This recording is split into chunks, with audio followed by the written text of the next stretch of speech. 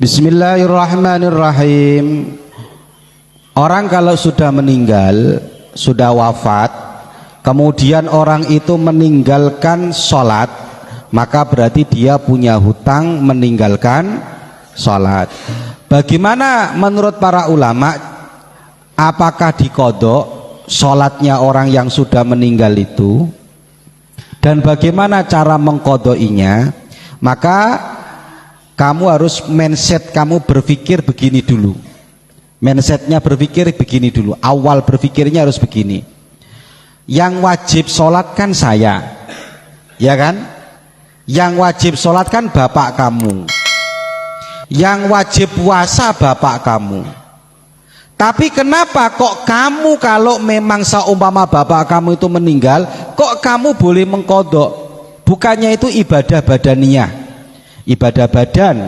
Maka kata para ulama, menurut madhab kita ahlus sunnah wal jamaah, dikatakan anna lil insan ayyaja'ala sawaba amalihi wa sholatihi li ghairihi wa yasilahu. Setiap manusia itu boleh mengirimkan pahala, baik berupa amal ataupun sholat untuk orang lain, wayasilahu, dan itu sampai kepadanya. Ini mindset berpikirnya harus begini dulu. Jadi sebelum ulama menerangkan masalah qodho sholat, diterangkan dulu wa fi syarhil mukhtar madhabu ahli sunnah wal jamaah. Madhabnya ahli sunnah wal jamaah boleh kirim pahala kepada orang yang sudah meninggal, wayasilahu, dan pahalanya sampai kepada orang yang sudah meninggal tadi. Maka bagaimana kalau ada orang yang meninggal kemudian dia meninggalkan sholat loh ya, saya bicara masalah sholat, nggak puasa. Kalau puasa malah lebih ketat lagi. Kalau meninggalkan puasa itu malah lebih ngeri lagi. Kalau yang meninggalkan sholat ini masih ada perbedaan pendapat di antara para ulama. Pendapat yang pertama, dalam kitab I'anatut Talibin juz 1 halaman 24, man mata wa alaihi sholatun fala qadha'a wala fidyata. Pendapat yang pertama mengatakan bahwa orang yang meninggalkan sholat terus dia mati, maka dia tidak usah qadha, tidak usah bayar fidyah. Jadi kok bapak kamu mati, ya wes gak usah diqodhoi, gak usah dibayar fidyah. Terus dosanya gimana? Dosanya serahkan kepada Allah, biar Allah yang ngasih hukuman dosa. Kenapa ndak usah qodho? Qodho itu ibadah. Ibadah itu butuh perintah. Sementara tidak ada perintah hadis, tidak ada perintah Al-Quran kalau ada orang yang meninggal harus diqodhoi atau dibayar fidyah kalau dia meninggalkan sholat. Jadi gini konsepnya kalau menurut pendapat yang pertama. Jadi kamu tak ceritakan gimana kok bisa para ulama itu berbeda pendapat. Pendapat yang pertama nggak usah diqodho, nggak usah bayar fidyah. Kenapa? Karena segala sesuatu ibadah itu harus ada perintah. Contoh, kamu tak suruh berdiri, kamu tak suruh ngaji, itu ada perintah. Kalau nggak ada perintah berarti nggak usah ngaji. Mana ya? Ada orang diqodho harus ada perintah dari Allah. Kalau ada perintah baru diqodho. Kalau nggak ada perintah berarti nggak usah diqodho. Berarti nggak usah diqodho, nggak usah bayar fidyah. Itu pendapat yang pertama. Pendapat ekstrim ini, terlalu ringan. Pendapat yang kedua, wa fi qaulin kajam'in mujtahidin annahu tuqadha anhu. Pendapat yang kedua adalah yang dinukil dari sebagian para mujtahid. Para mujtahid mengatakan hukumnya wajib diqodho oleh ahli warisnya secara mutlak. Bapakmu mati, kok kamu anaknya, maka kamu wajib mengqodho sholatnya bapakmu. Makanya saya sering bilang, ojo sering ninggalkan sholat walaupun nanti sudah mati, karena kalau kamu yang mati maka yang repot anakmu. Paham? Kalau bapaknya mati punya hutang 3 tahun, yang ganti anaknya 3 tahun lah. Bapak wis mati gek ngerepot-ngerepoti. Ya toh, jarang sering meninggalkan sholat seperti itu. Alasannya kenapa? Li khabaril Bukhari, karena ada hadisnya Imam Bukhari, ada qiyas di sana, ada penyamaan di sana. Gimana hadisnya itu yang kamu hafal? Man mata wa alaihi siyamun shoma anhu waliyuhu. Hadisnya sahih dalam Sahih Bukhari. Man mata, barang siapa meninggalkan apa? Wa alaihi siyamun, dia mati, wa alaihi siyamun, meninggalkan hutang puasa, maka shoma anhu, maka ahli warisnya lah yang menanggung puasanya. Ini bab puasa. Puasa dengan sholat sama-sama apa? Hakullah. Kalau hakul adami kan selesai. Kalau kamu punya hutang, maka wajib dibayar hutangnya, kan gitu. Kalau hakullah mestinya ada dalil lagi. Oke, dalam sholat nggak ada, tapi perintah dalam puasa ada. Kalau ada orang meninggalkan puasa, sahih hadisnya, barang siapa meninggalkan puasa, shoma anhu waliyuhu, maka dia wajib mengganti puasanya. Sholat hakullah, puasa hakullah, maka sholat walaupun tidak ada dalilnya disamakan, dikiaskan dengan yang namanya puasa. Paham nggak? Paham ya? Itu pendapat yang kedua. Pendapat kedua, wajib dikodok, nggak ada keringanan. Bapakmu punya hutang 3 tahun, anaknya wajib mengkodok berapa? 3 tahun ini. Hati-hati loh ya. Makanya kiai-kiai kita biasa. Kok ada tradisi kiai-kiai kita biasa. Kok ada orang tetangga meninggal, keluarga kita meninggal, maka biasanya santri mengkodok. Biasa tradisi kita memang sudah seperti itu. Gitu ya. Bahkan di sini dikatakan wa fa'ala bihi as-Subki an ba'di aqaribihi. Ada ulama hebat top namanya Imam Subki. Imam Subki ini hebat-hebatnya ulama. Wa fa'ala, Imam Subki sudah mempraktekkan ini, pendapat ini untuk kerabat-kerabatnya yang meninggal.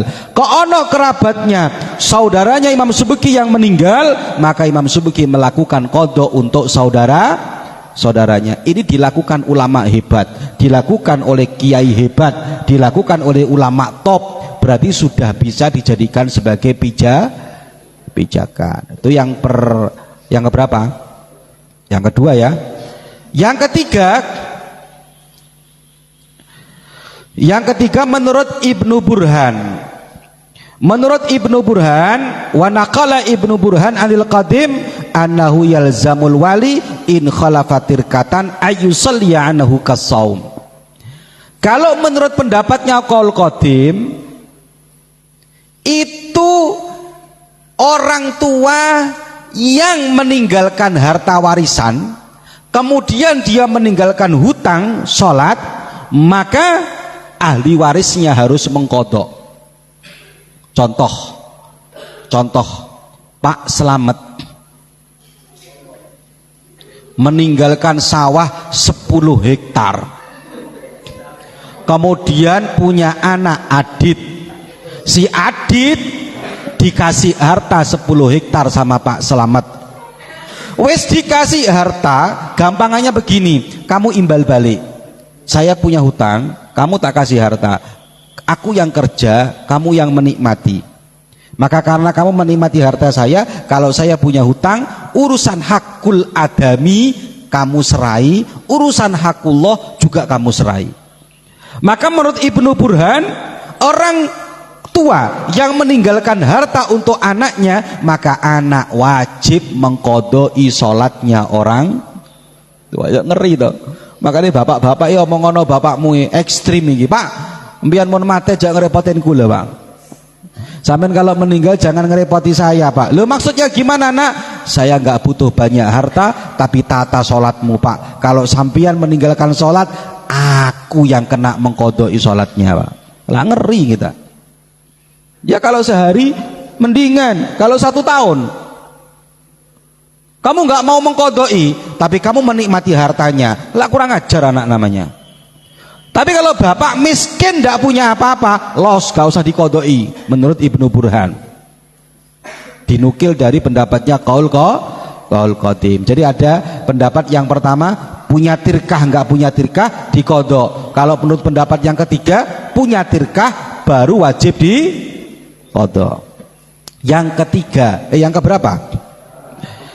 4. Sebenarnya ada 5 ya. Nanti 5 ini saya sampaikan. Yang kamu tulis itu cuma ada 4. Yang kelima adalah nomor berapa? 4. Nomor 4, wa fi wajhin alaihi katsiruna min ashabina. Ini didukung oleh mayoritas banyak daripada madhab Syafi'i. Ndak usah dikodok kalau madhab Syafi'i. Tapi yut'imu angkulli sholatin muddan. Setiap satu sholat diganti satu mud. Ya. Kalau madhab ashabus Syafi'i, cara mikirnya gini, sholat itu ibadah badan, betul ya, badan kita. Kalau badan kita berarti individu kita yang harus melakukan, nggak dibebankan kepada orang lain. Kalau orang lain pengen mengganti kita, maka jangan ibadah badan, tapi diganti dengan ibadah maliyah, ibadah yang sebangsa harta. Kalau bapaknya ninggalkan sholat, jangan diganti sholat cara berpikirnya, tapi diganti dengan harta. Harta boleh untuk mengganti sholat. Berapa per satu sholat? Likulli sholatin mudun. Setiap satu kali sholat satu mud. Satu mud 7 on. Kalau 6 on, ada yang bilang sama saya 6 on Gus, 6 on kurang. Kalau 6 on masih kurang, 6 on koma sekian, saya bulatkan jadi 7 on. Makanya zakat fitrah itu berapa? 2 kilo 8 on, karena 4 mud. 7 kali 4 berapa? 28. 2 kilo 8 on. Kok bapak kamu ninggal no sholat? Iling-iling-ilingen. Bapak kamu ninggalkan sholat berapa hari pak? 1 tahun. Menurut pendapat yang keempat, sudah ndak usah dikodok dengan sholat, tapi dikodok dengan harta. Satu sholatnya berapa? 1 mud. Sekarang 1 hari ada berapa sholat? 5. Kalikan 1 hari 7 kali 5 setahun. Ada mas, kelenger ini. Hati-hati makanya. Bisa-bisa merepotkan anak cucu. Likulli sholatin mudun. Wasiat ataupun enggak wasiat yang keempat ini. Bapak kamu moro-moro mati deng, enggak wasiat apa-apa, tetap awakmu harus mengganti. Tetap. Moro-moro mati mendadak. Kan ono hadis itu, gimana itu? Hadisnya itu inna ummi uftulitat wa azunnuha. Uftulitat itu kan mati mendadak. Wa azunnuha law takallamat tasaddaqat fahallaha ajrun in tasaddaqtu anha. Kan uftulitat berarti enggak walam tusi, enggak sempat wasiat. Yang keempat ini wasiat enggak wasiat, maka dia harus mengkodok anaknya, mengganti setiap sholatnya 1 mud atau berapa on? 7 on. Yang kelima terakhir, yang kelima adalah menurut madhab Imam Abu Hanifah. Imam Abu Hanifah mengatakan, wa qala wa inda Imam Abi Hanifah radhiyallahu anhu tufda anhu idza awsa bihi wa la tuqda anhu. Menurut Imam Abu Hanifah adalah sholatnya diganti dengan fidyah makanan pokok dengan syarat kalau bapaknya wasiat. Wala tuqda, ndak usah dikodoi dengan sholat, tapi dikodoi dengan beras. Kalau bapaknya apa?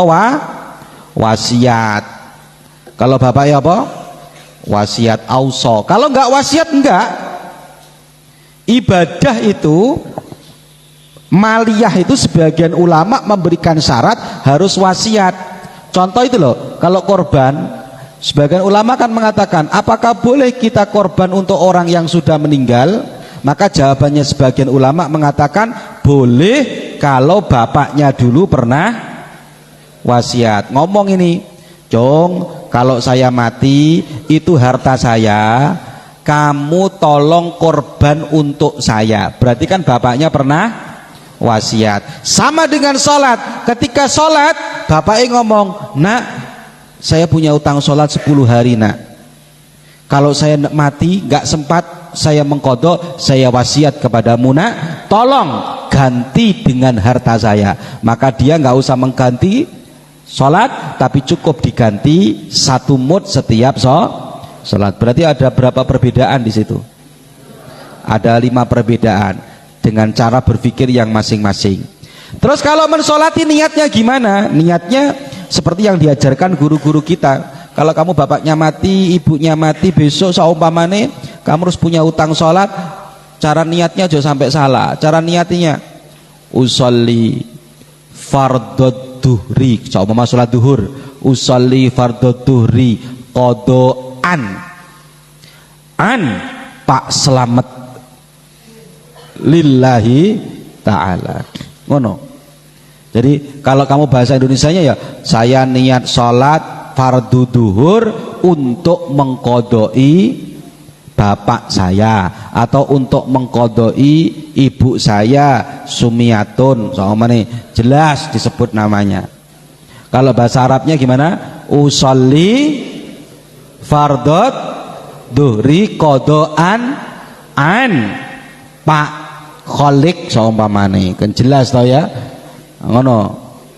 Pak Mo jelas ya, usolli fardoduri kodoan an, itu cara mengkodoi. Dan itu dulu saya di Lirboyo sering mengkodoi sholat ini, sering ada orang ini terus minta tolong ke Lirboyo, kemudian santri itu dibagi 5, santri Lirboyo ribuan, dibagi 5, yang depan duhur, yang tengah asar, yang dalam maghrib, pinggir-pinggir isya subuh. Selesai sholatnya, walaupun 1 bulan 2 bulan sekali sholat selesai, karena yang kodoi ribuan.